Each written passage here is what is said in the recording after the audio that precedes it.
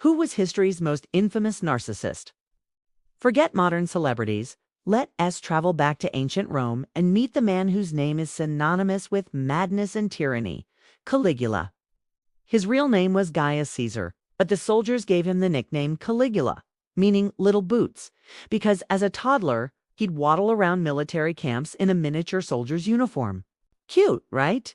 But his childhood was anything but. His famous father, the General Germanicus, died suspiciously. Then the paranoid Emperor Tiberius had his mother and brothers killed or exiled. Caligula survived by living with Tiberius, learning to hide his true feelings behind a mask of obedience.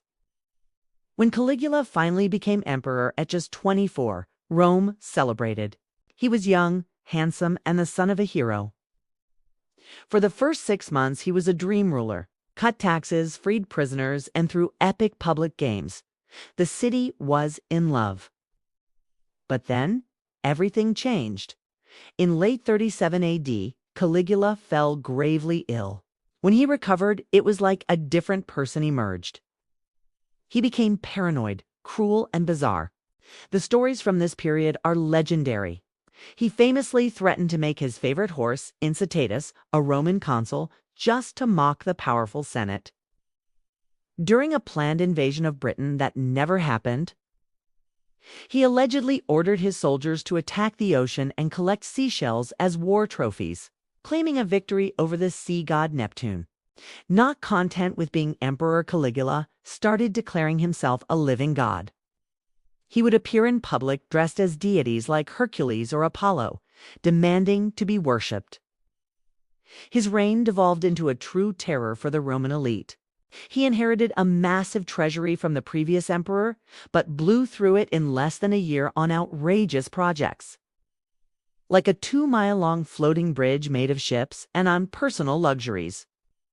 To get more money, he started inventing treason charges against wealthy senators just to seize their fortunes. His cruelty was personal and sadistic. He forced senators to run 4 miles alongside his chariot and was even said to seduce guests' wives at his own dinner parties, right in front of them. Ancient historians also accused him of incest with his sisters, especially his favorite, Drusilla, whom he declared a goddess after her death. But how much of this is true? Most of what we know was written by his enemies, the senatorial class he loved to humiliate.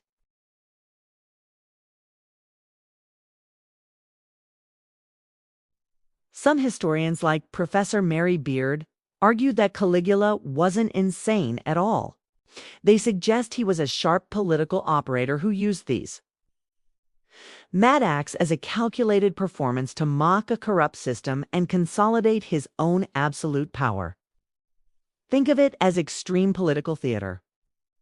Others believe his illness, perhaps encephalitis or even lead poisoning, caused genuine brain damage, leading to psychosis. Madman or misunderstood monarch.